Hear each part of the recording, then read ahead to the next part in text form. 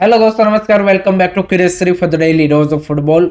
तो सबसे पहले बात करते हैं कल खेले गए इंडिया वर्सेस केन्या के फीफा सीरीज मैच के बारे में, कि जहां पे केन्या ने भाई हमारी टीम को ऑन दी पिच ही जो केन्या का फेमस सफारी है मसाई मारा उसके दर्शन करवा दिए एंड लिटरली 2-0 की थ्रेसिंग दी है। चाहे भले ही स्कोर लाइन 2-0 है, लेकिन ये हमारे लिए थ्रेसिंग ही है, क्योंकि जितना गैप दोनों टीमों के रैंकिंग में है उस हिसाब से इसको थ्रेसिंग ही माना जाएगा। एंड दोनों के रोल रिवर्स हो चुके थे। हम 133 रैंक टीम की तरह खेल रहे थे और वो लोग 67 रैंक टीम की तरह खेल रहे थे।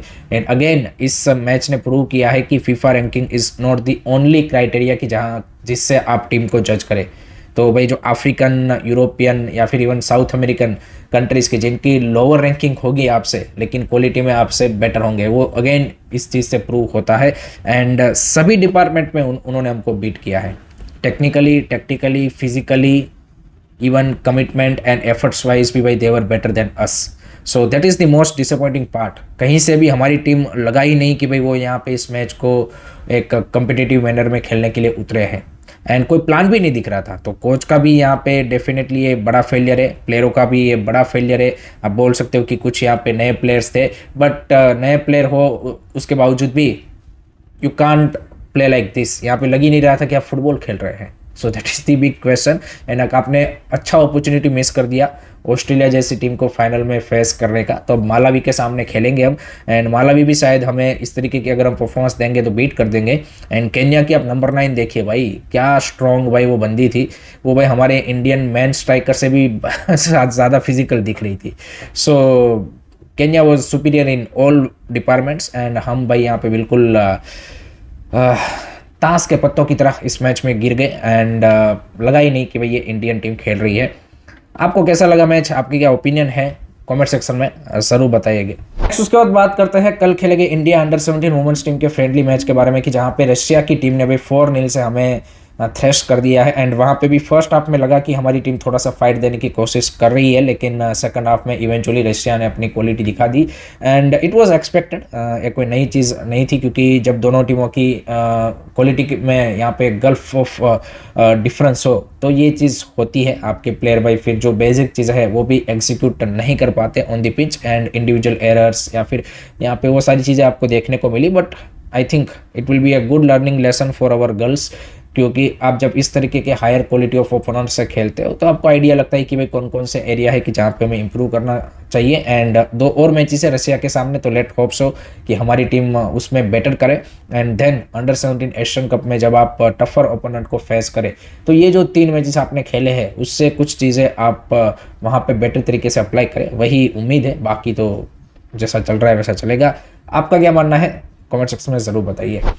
अब बात करते हैं भाई आईएसएल के बारे में। एंड आईएसएल में भाई कल 2 हमें धमाकेदार मैचेस देखने को मिले हैं, एंड दोनों मैच में इन अ वे ड्रामा हुआ है। बट सबसे पहले बात करते हैं भाई Bengaluru FC versus Kerala Blaster से। Oh my God, Kerala Blaster भाई finally gets their win of this season ISL. And what a way to get a win against your arch rival in their home. आप देखिए केरला ब्लास्टर जब अपने club की history के सबसे बुरे फेज से गुजर रहा है, उस टाइम पे भाई उन्होंने बेंगलुरु एफसी को कांतिरवा में जाके हराया है, जो कि इससे पहले वो कभी नहीं कर पाए थे। जब उनकी बेस्ट टीम थी केरला ब्लास्टर की, एड्रियन लूना और वो सब थे, तब उन्होंने कभी ये नहीं कर पाए। एंड कल जब वो यहाँ पे सबसे बुरे फेज में थे तब उन्होंने करके दिखा दिया। तो दैट इज़ फुटबॉल भाई, दैट इज़ फुटबॉल। एंड एस्ली वेस्टवुड ने भी भाई अपने फॉर्मर क्लब के अगेंस्ट यहाँ पे अपनी टीम को विन हासिल करवाया है। And it was overall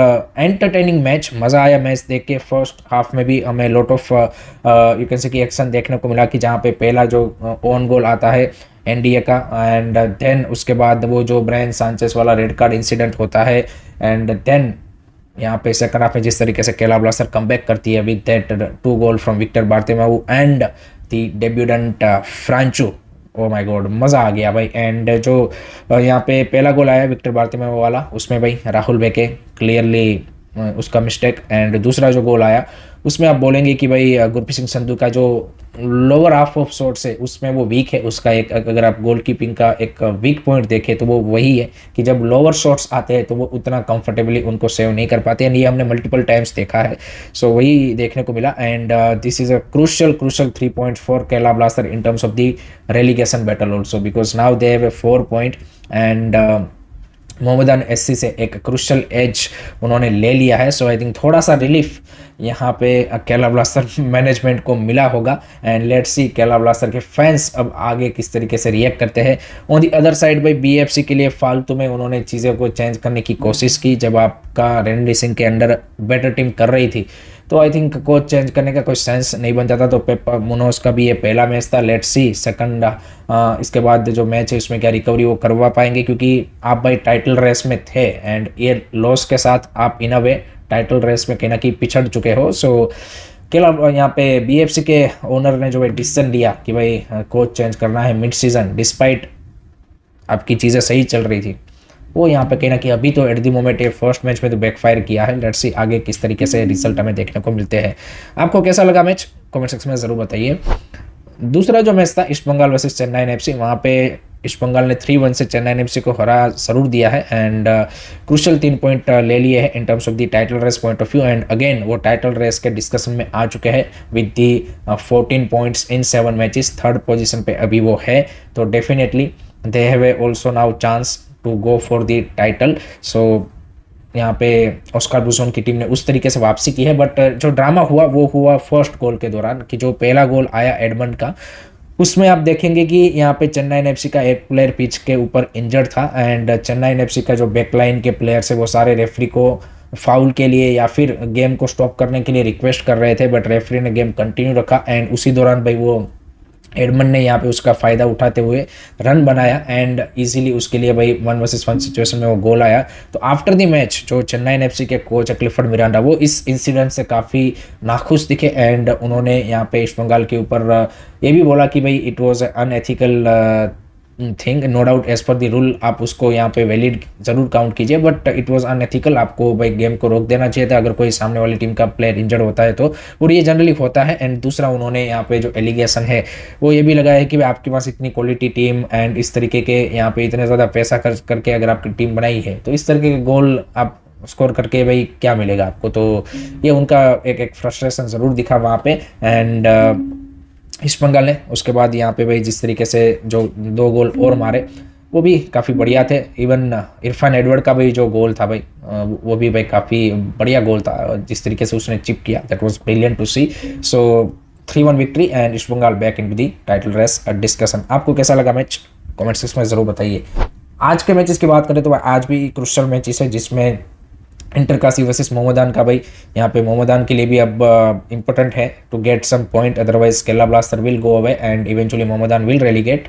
on the other side जो दूसरा मैच है यहाँ पे मोहन बगान वर्सेस पंजाब एफसी का, वो काफ़ी क्रूशियल है in terms of the title race, क्योंकि मोहन बगान को टाइटल रेस में अगर बने रहना है देन आज का मैच जीतना ज़रूरी है। 3 पॉइंट उनके लिए मस्ट है, एंड पिछले कुछ मैचेस में उनका यहाँ पे जो फॉर्म है वो उतना अच्छा नहीं दिख रहा है। सो सर्जियो लोबेरा की टीम के ऊपर प्रेशर है and they have to get all 3 points, but Punjab FC भी सामने अच्छी रिदम में दिख रही है। So it's not gonna be easy for Mohan Bagan to get the all 3 points, but I think definitely they are a little bit favorite in this match, so I think they might win this match. Let me know guys आपका क्या prediction है comment section में जरूर बताइए। Last में बात करते हैं AFC एशियन कप 2027 के होस्ट को यहाँ पे चेंज करने की बातें सामने निकल के आ रही है due to this West Asia conflict, क्योंकि कल 11 अप्रैल को ओरिजिनली जो एशियन कप 2027 है उसका ड्रॉ होने वाला था, but due to this conflict यहाँ पे सऊदी में इसको पोस्टपोन कर दिया गया है। एंड ऑस्ट्रेलिया की जो फुटबॉल है वहाँ से एक स्ट्रॉन्ग वॉइस निकल के आ रहा है कि भाई ऑस्ट्रेलिया में एज अ बैकअप आपको ये जो 2027 का एशियन कप है वो होस्ट करना चाहिए। रिसेंटली उन्होंने वुमेंस एशियन कप होस्ट किया है एंड एक सक्सेसफुल तरीके से होस्ट किया है। लास्ट टाइम उन्होंने मेंस का एशियन कप होस्ट किया था 2015 में, तो उन्होंने एक अपना केस रखा है। एंड इवन 2031 एंड 35 के लिए भी जो बिडिंग हुआ था उसमें भी उन्होंने इंटरेस्ट दिखाया था। तो फुटबॉल ऑस्ट्रेलिया यहाँ पे इस चीज़ में इंटरेस्टेड हो सकता है, but it all depends to AFC and Saudi. आगे सिचुएशन अगर ये वॉर का रिजोल्व हो जाता है in next couple of month, then as per the schedule Saudi में ही कंटिन्यू होगा Asian cup. Otherwise I think ये सिचुएशन आ सकता है कि आपको जो होस्ट है उसको चेंज करना पड़े, उसके लिए आपको पहले से एक बैकअप प्लान रेडी रखना पड़ेगा। ऐसा नहीं होगा कि भाई टूर्नामेंट के 10-15 दिन पहले या फिर एक महीने पहले आप चीज़ों को चेंज कर पाओगे। So from that perspective let's see finally क्या इनका डिसीजन बनता है। इंडिया इसमें कहीं डिस्कशन में है नहीं यहाँ पे, टू बी ऑनेस्ट, और एएफएफ का अभी एट द मोमेंट वो सिचुएशन भी नहीं है कि वो इस तरह के टूर्नामेंट को ऑर्गेनाइज कर पाए। So that's it from my side guys regarding today's football news. I hope कि आपको वीडियो पसंद आया होगा। Keep supporting this channel, don't forget to like, share and subscribe to this series. जय हिंद, जय भारत।